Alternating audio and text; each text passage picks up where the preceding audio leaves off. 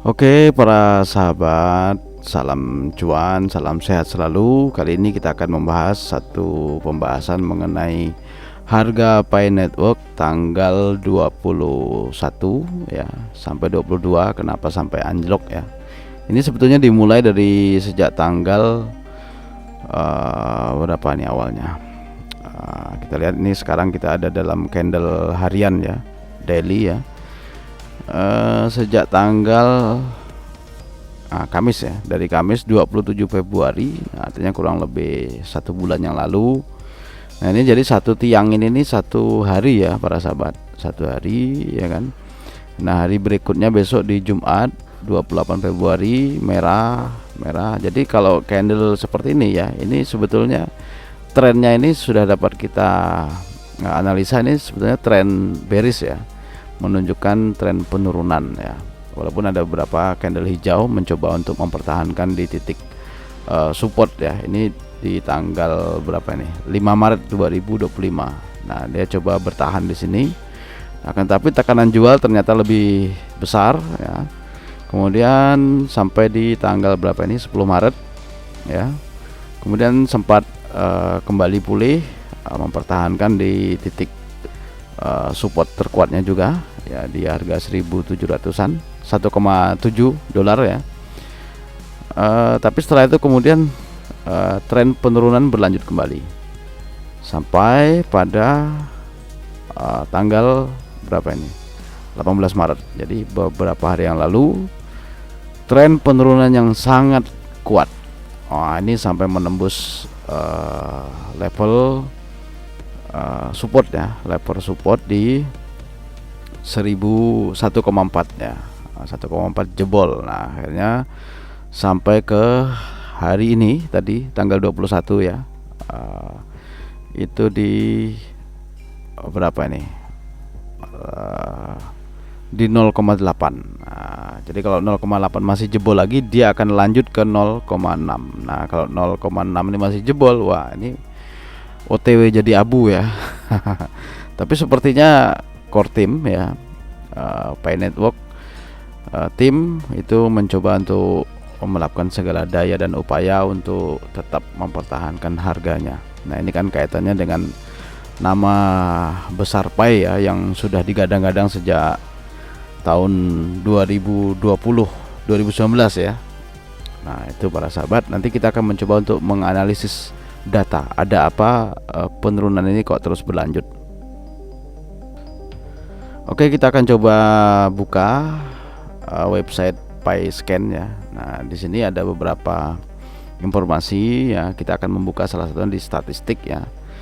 Saya akan coba membuka di bagian akun distribusi ya. Nah ini yang menarik di sini para sahabat semuanya. Kita lihat di data top ranking pemilik akun pemilik koin Pi terbanyak. Nah ini yang pertama Pi Foundation, ini memiliki 53 juta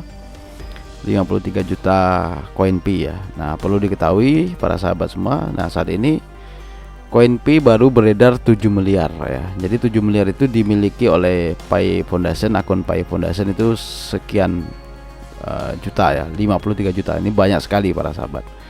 Kemudian ini juga dia memilikinya.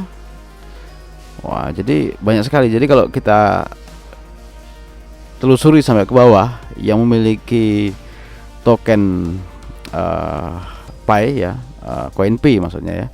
Ini dari core team sendiri intinya yang paling banyak. Dan saya juga sudah membuka-buka informasi dalamnya. Misalnya kalau kita klik begini, ini yang ngerinya, ini ternyata mereka tidak lock ya. Sementara kita pioner ini disuruh lock ya, disuruh mengunci ya. Nah mereka ini tidak mengunci, jadi nol yang dikunci. Jadi ini sewaktu-waktu kalau dijual 53 juta koin, wah ini bisa langsung jadi abu ini. Tapi ya kita coba berhusnuzon bahwa mereka sebagai pengembang pendiri Pi tidak semudah itu ya. dan tetap konsisten istiqomah dengan rencana awal Pi dapat menjadi mata uang digital yang bisa bersaing ya, bahkan bisa menjadi nomor satu kan begitu digadang-gadang. Oke, kita menuju kepada data kenapa penurunan ya. Nah, saya coba menganalisis ini maksudnya. Nah, di sini kita bisa lihat ya, setiap Nah, di sini ada informasi bahwa koin yang terkunci itu akan terbuka di tanggal sekian itu jumlahnya sekian. Jadi misalnya tanggal 21 Maret itu ada 13,2 M ya. M itu kalau miliar ya.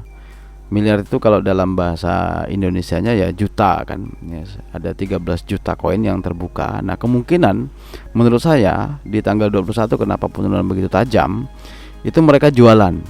Jadi jualannya sebanyak sekian juta ini yang ter-unlock ya. Jadi kayak teman-teman kan ada yang mengunci ya. Nah, saat kuncinya ini terbuka di tanggal sekian, maka itu mereka jualan. Nah, begitu juga sampai tanggal 22 besok ya, tanggal 23 dan seterusnya. Tapi ini hari-hari yang krusial ini sebetulnya yang paling banyak itu kalau di 30 hari, rentang 30 hari itu yang paling banyak di tanggal 22 Maret sampai 23. Jadi masih ada waktu kritis sampai hari lusa ya, untuk kita melihat bagaimana pergerakan Pi. Jika memang Pi bisa bertahan, ya mungkin di hari-hari berikutnya agak ringan karena koin yang terkunci itu semakin sedikit ya.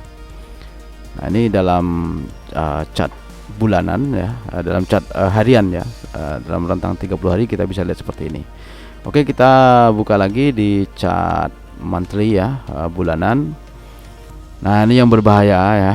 Wah, ini ngeri sekali. Di bulan Maret ternyata ya masih sedikit ya, totalnya itu 62 juta ya koin terkunci yang akan terbuka ya. Nah, di bulan berikutnya waktu lebih ngeri lagi, 116 juta. Wah, berikutnya 182 juta dan seterusnya. Dan yang paling tinggi nanti di Desember 2027 itu di 433 juta, hampir 1 miliar koin yang terbuka nanti di 2 tahun yang akan datang. Masih lama ya, tapi ya ini tantangannya masih panjang sekali kan. Di setiap chart ini menampilkan bahwa koin-koin ini akan terbuka dan membanjiri pasar-pasar, dan bisa jadi ini akan menjadikan harga Pi bisa anjlok kalau tidak core team dan para tim-timnya dan termasuk Pioneer ya, ini tidak kompak untuk melakukan sebuah strategi untuk dapat mempertahankan harga Pi. Jadi dari sekian banyak yang memiliki koin, tentu mereka memiliki hasrat untuk menjual ya, apalagi kalau harganya misalnya sampai di atas $3 ya. Tapi ya rasanya kalau melihat dari analisis jumlah koin ya, semua koin Pi ya 100 miliar sama dengan SRP. Harga SRP itu ya maksimal di $3 ya. Jadi kalau koin Pi yang hitungannya baru, SRP itu sudah berapa ya, sudah 10 tahunan ya. Wah, itu sudah senior ya. Itu saja harganya masih seperti itu ya, dengan market cap yang belasan kali lipat daripada koin Pi hari ini. Jadi ini hanya sekedar ini saja para sahabat semuanya. Kita realistis melihat hari ini ya, bahwa cobaan untuk Pi itu masih sangat panjang, dari Maret sampai nanti di 2028 ini baru habis ya. Jadi mungkin setelah 2028 koin Pi ini mungkin akan stabil ya. Ya kalau misalnya tidak jadi abu ya, atau mungkin barangkali dari core team itu mudah-mudahan ada burning token ya kan, atau burning koin, sehingga bisa mengurangi supply dan tidak membanjiri pasar. Nah, mungkin demikian para sahabat semuanya analisis hari ini mengenai data Pi Network, koin yang ada masih terkunci ya, dan akan terbuka dan akan membanjiri pasar. Mungkin demikian para sahabat semuanya, terima kasih, sampai jumpa dan salam cuan sukses selalu.